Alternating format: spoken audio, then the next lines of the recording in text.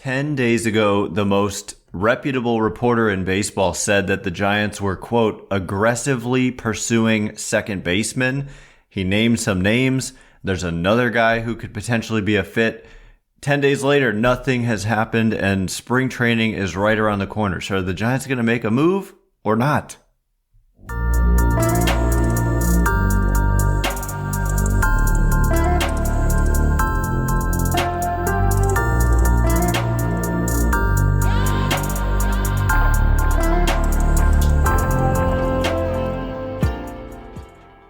Hello and welcome to Giants Baseball with Ben Kaspick. As the name suggests, my name is Ben Kaspick and we're going to talk about some Giants baseball. I have been podcasting about the Giants since 2015, so over a decade now. Former host of Locked on Giants for 6.5 years. That was a Monday through Friday podcast talking about the Giants. So if you followed me from there, wherever it is that that you found me, and if this is your first time, welcome to the show. Just a quick little note that because we do not do advertisements, the way that we monetize this podcast is that it is paywalled.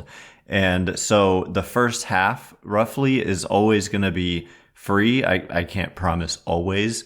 We may have some totally free episodes. We may have some totally paywalled episodes. But for now, we're just doing about half of it free. And then the second half, if you want, it's a subscription. The minimum amount that Substack will allow me to charge, $5 a month or $50 for a year-long subscription. And I do expect more podcasts as we get, action happening and then the season starting, which is not that long from now. About 2 months from now, the Giants will host the Yankees for opening night. So a little bit of a rarity there. The Giants finally getting a home opener, like a opening day at home, and it's at night too. So a couple of weird things there. But anyway, you can only listen to the full Unlocked episode on Substack or on the Substack app. Otherwise, it's going to cut you off. So if you do pay, that's where you can find it. So jumping into the content of the day, I just want to talk about the legitimate report that the Giants were, quote, aggressively pursuing a second baseman. End quote. This is coming from Jeff Passan of ESPN. And as I mentioned, he's just about the most reputable reporter in baseball. And so he rarely tweets about the Giants. There's often the Giants are among the most kind of close to the vest teams out there, that there's just not a lot of, there's always like people throwing around speculation, but that seemingly comes from agents. Like John Heyman will throw the Giants name out there a lot. But those tend to just be vague and not specific like this. So when Jeff Passan speaks, we listen. So he continued, and again, this was January 13th at 8:17 a.m. So we're 10 days after this and still waiting for anything to happen. He said that the Giants have, quote, been engaged with Chicago on Nico Hoerner and St. Louis on Brendan Donovan. Sources tell ESPN. And then Passan just adds his own little insight and says an infield of Matt Chapman, Willy Adames, Donovan or Hoerner, and Rafael Devers would be among MLB's best, end quote. And he's completely right about that, which is why I think this makes so much sense.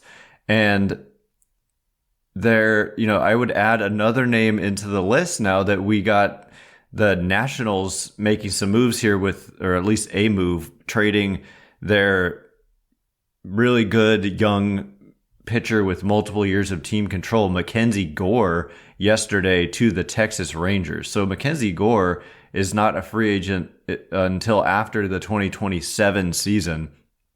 And so he put up big strikeout numbers last year, and he's just a good pitcher, formerly a very, very top pitching prospect in the game. So the Nationals, you start to look at like what's realistic, and I kind of speculate as to whether Nico Hoerner would be realistic because the Chicago Cubs are intent on contending. The only reason that there's speculation that Hoerner could be available is that the signing of Alex Bregman, which the Cubs got done a week or two ago, about a week and a half or 2 weeks ago,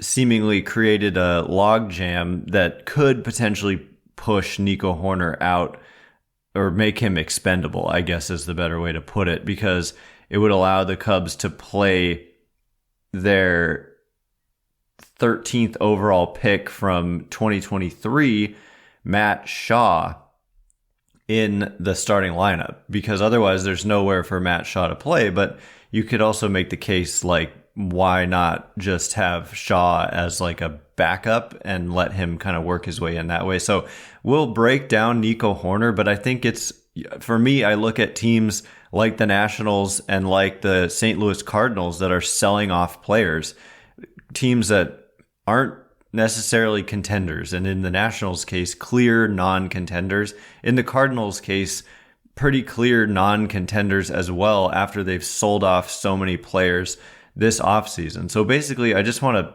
report that when Jeff Passan says this, like, I have no doubt that it's true. And when they are aggressively pursuing second baseman, engaging with Chicago on Nico Hoerner and St. Louis on Brendan Donovan, I believe that they're doing that. And the fact that neither of those players has been traded yet tells me there's no reason to think that they won't be traded, especially Brendan Donovan, because the Cardinals are selling off like everybody. And then with the Nationals, I mentioned Mackenzie Gore, but then there was another report yesterday that the Nationals have shopped CJ Abrams. So this was according to,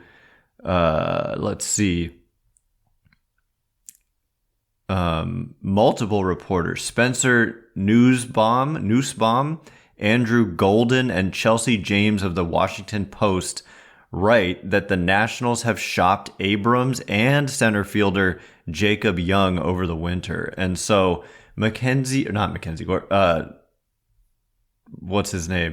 CJ Abrams, formerly of the Padres, and the Padres, of course, Mackenzie Gore was member of the Padres. Both of these players went to the Nationals in the trade that brought Juan Soto to San Diego. But excuse me, I keep saying Mackenzie Gore. CJ Abrams is 25 years old, born in the year 2000, turned 25 in October. So he's going to be 25 all season, and he's kind of come into his own. I recall him, I think he hit a splash hit, just like a monster home run. He's got some serious power despite not being a huge guy at all. He's 6 feet 191 according to Fangraphs. Never know like when these weight measurements were taken or whatever, but he's not a big guy. But he's, over the last 3 years, averaged 19 home runs. He hit 18, 20, and then 19. And then also over the last 3 years with the Nationals, 47 steals and then 31 steals each of the last 2 years. And last year he was caught only 3 times. So he stole 31 bases out of 34 attempts and paired that with about 20 home run power. So 20 homers, 30 steals with a roughly league average on base percentage. So yeah, I mean, he adds a lot of value with his legs, which the Giants have been sorely lacking. He also strikes out at a below average rate, although it's not crazy below average, but under 20% or roughly 20%. League average is a little over 20%, so there's that. And the one thing is he's been a shortstop, but he hasn't been a good defensive shortstop. And so I don't know how pleased he would be about moving off of shortstop, but you look at, his time with the Nationals, which is, he barely played with the Padres. Really, we could look at it all. Minus 45 outs above average in his career at shortstop.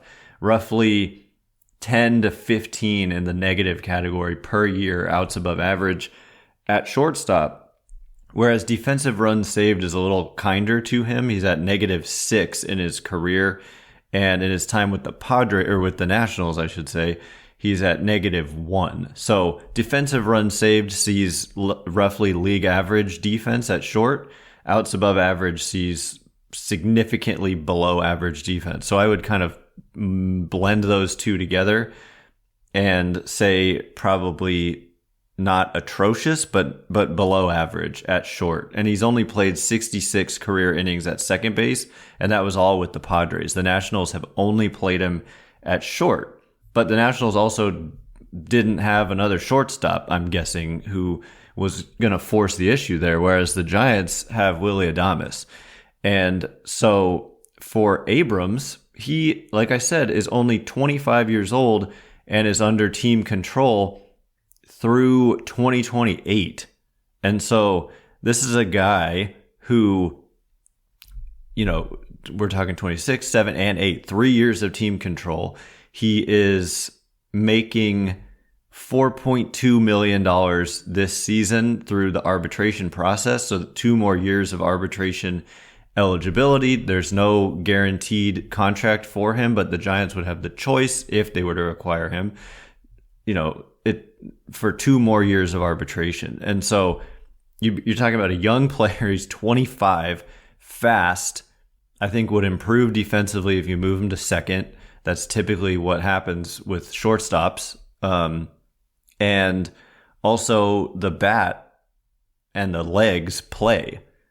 And so it's a good fit. And the Nationals just traded Mackenzie Gore. And so I very much believe that CJ Abrams could be had. And Jacob Young, for the record, is another interesting guy. As the Giants look to improve their outfield defense, Young is just a spectacular defensive center fielder with hitting problems. So I don't know how willing the Giants would be to have 2 guys like that in the lineup in terms of great defensively but can't hit, and that would be Young and Patrick Bailey. But, I think Jacob Young as an elite defensive center fielder, and I'm talking elite. We're talking 38 outs above average in 2,400 innings in center. All of his career innings have been in center, and 25 defensive runs saved in 2,400 innings in center. And we're talking, this is a total of 303 games. So it's like 2 seasons-ish worth of games and 25 to 35 kind of runs saved. So 15 plus per year with his glove alone. And he is also a fast runner. He's an elite runner in terms of speed. Isn't great at stealing bases. That should be noted. Like, he's been caught quite a bit. 61 career steals, 21 caught stealings. So that's roughly, what is that percentage? 61 out of 82 it matters. 61 out of 82 is 74%. So that's passable. That's about the rate that if you start doing worse than that, then it's not worth even trying. But also speed plays on the bases when it's not stolen bases. It's like scoring from second, going first to third or first to home on an extra base hit. So both of these players are interesting. So now we move on to the other 2 in the rumor from Jeff Passan from 10 days ago, Nico Hoerner and Brendan Donovan. And we'll ultimately conclude, who's the best fit, which player would cost the most among these quote unquote second base options. Because I'm kind of just considering Abrams a second base option, even though he's never played. Well, he's played second base with the Padres for a tiny bit, but otherwise shortstop. And some shortstops just don't want to move off the position. But you also have to figure he'd probably be happy to get out of Washington, D.C., as they're already not good, and they just traded Mackenzie Gore. So the Giants, like Passan said, I know they've had a disappointing offseason, but at the end of the day, that is a really good infield if you have Matt Chapman, Willy Adames, CJ Abrams, and Rafael Devers. And then I would argue Patrick Bailey, you kind of count, to me, I kind of count him as count catchers as an infielder, as infielders, because otherwise they're just in a complete category of their own, where I don't really get that. So anyway, I really do think the weakness of the Giants may be pitching outside of Logan Webb versus their position player group. You could argue certainly second base, but Casey Schmidt. The other thing is Abrams, by the way, really has not done great against left-handed pitching in his career. And transitioning to another player here mentioned by Passan, Brendan Donovan, neither has he. So that's one thing to point out about these players. And Brendan Donovan and CJ Abrams both not known for being great defenders. All of these players have different strengths and weaknesses. Brendan Donovan, in his major league career, he's decent at second base. He's played a lot of second base. It's been his primary position, although he's also played almost as much outfield. So Donovan, a corner outfield, he doesn't play center, but Giants could use a corner outfielder and they could use a second baseman. So at the end of the day, we may ultimately decide that Brendan Donovan makes the most sense for the Giants. But let's analyze these players first and then decide at the very end.